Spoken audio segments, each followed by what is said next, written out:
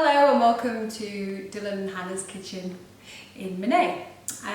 So I've been asked to do a couple of videos to help you guys with your health and well-being. So I should be using my kitchen here and bringing you some very simple but effective and nutritious recipes in the form of a ginger shot and a green smoothie. So watch this space. Foods we choose and the nutrients that they provide our body are actually information for our DNA and the genes that we express. So if we choose healthy, nourishing foods, these foods will actually switch on the genes that are health promoting. Whereas if we choose foods that are not promoting health and are deficient in nutrients, they are going to switch on inflammatory genes or pro-inflammatory genes and genes that are not health promoting. So there are different variations on the idea of a ginger shot. You might just prefer to wake up in the morning and have your glass of water followed by some fresh lemon and lime in water, or just lemon and water, or just lime in water, which is very, it's a good way to start the morning. It's cleansing and supports detoxification. And full of vitamin C. So that's one option. If you want to go with the ginger shot, you can take the ginger alone with water. So ginger is ginger's great for the circulation and the digestive system. And so if you're going to make a ginger shot alone, most people would do well with just the 1 inch of fresh ginger. You need to peel it and you can place it in your blender. Now I use a NutriBullet. There are lots of different blenders and so on. Now actually a lot of people would juice their ginger and turmeric if they're using it. I can't be bothered with the hassle, if I'm honest. It's way too much hassle doing all that. But in fairness, it takes out all the sort of stringy bits for you, whereas I just deal with it. You can strain the ginger and the juice that you produce afterwards if you want to, if you can't be doing with the stringy bits that come with it. So if you're making a ginger shot alone, I would recommend that you just put 1 inch of ginger in, and I shall demonstrate that now. That's about 1 inch there. Okay.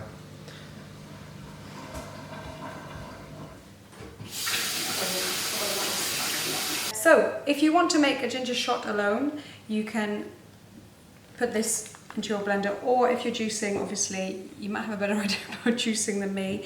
I would put this in like this and blend it, and then I probably would add various things to it for my selection here. However, I am just going to add just about 1 inch of turmeric to it, pre-prepared, and I'm going to blitz this. So turmeric is excellent with a growling dog. Turmeric and ginger, place it on the NutriBullet, and I may have not switched it on, and give it a blast. And it's great when it works.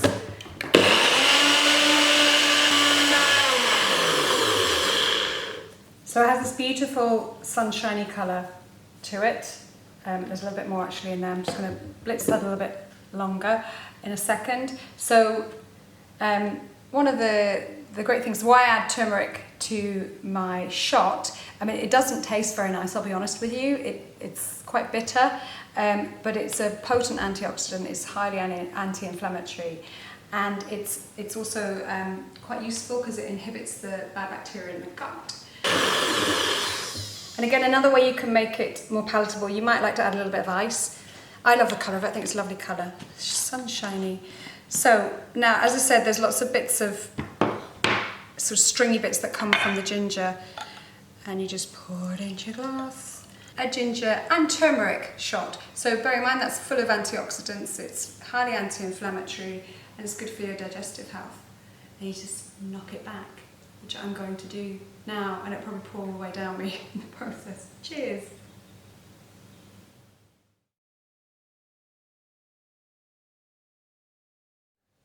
A smoothie is a great way to start the day. You get a real power punch of nutrients and antioxidants, and it's simple, it's easy to digest, and it's a great way to start the day because you are starting the day healthily and you're going to get your blood sugar levels balanced for a sustained period of time, and hopefully you're not going to dip and look for a sweet treat or something carb heavy mid-morning. Should really keep you going until about lunchtime.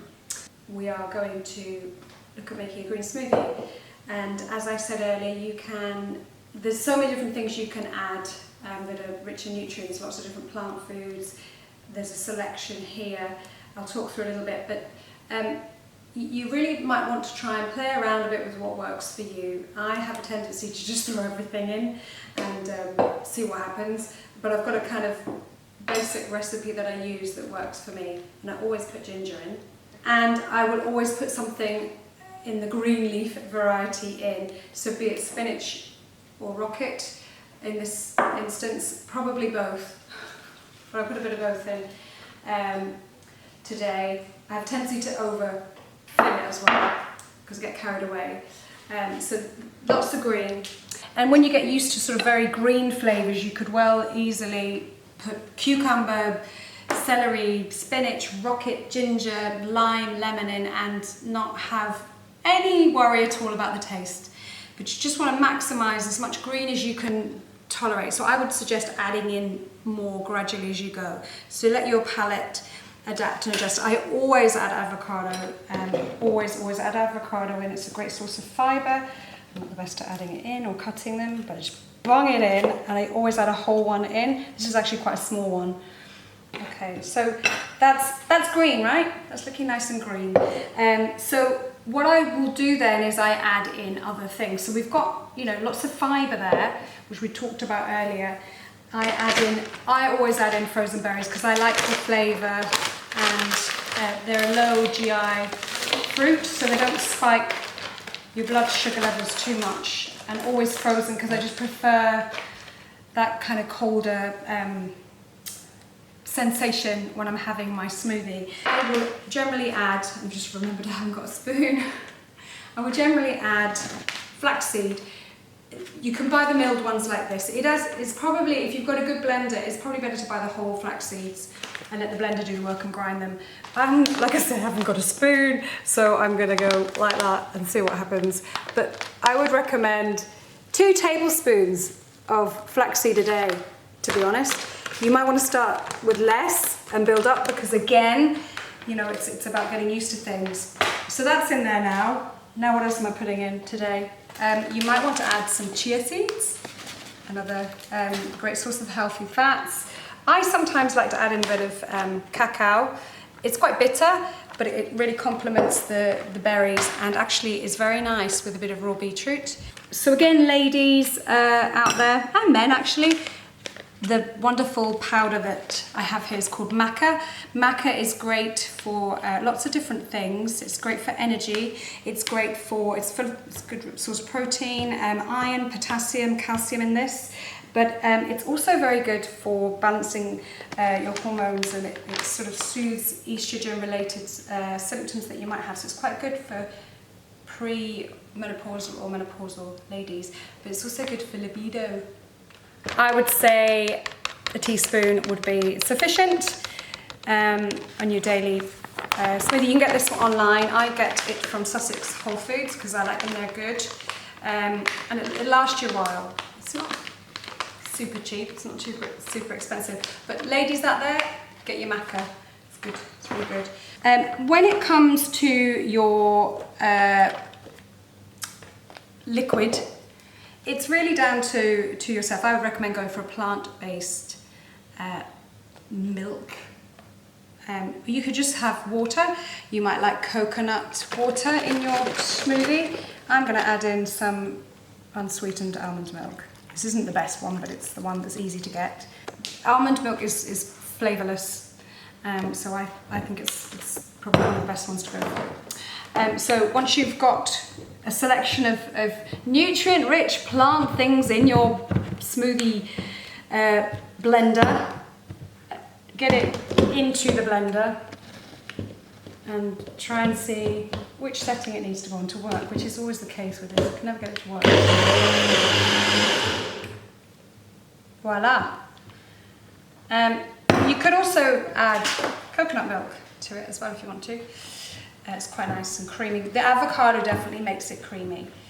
And then sometimes I make it too thick as well. Tendency to kind of get a bit carried away with things. And you just pour it into your glass. You'd probably want to drink a bit more than that. And that's the job. So that's my little introduction into making a green smoothie the Hannah way, which is a little bit chaotic, but hey, it's all about having fun too. So let me know how you get on, enjoy, and cheers!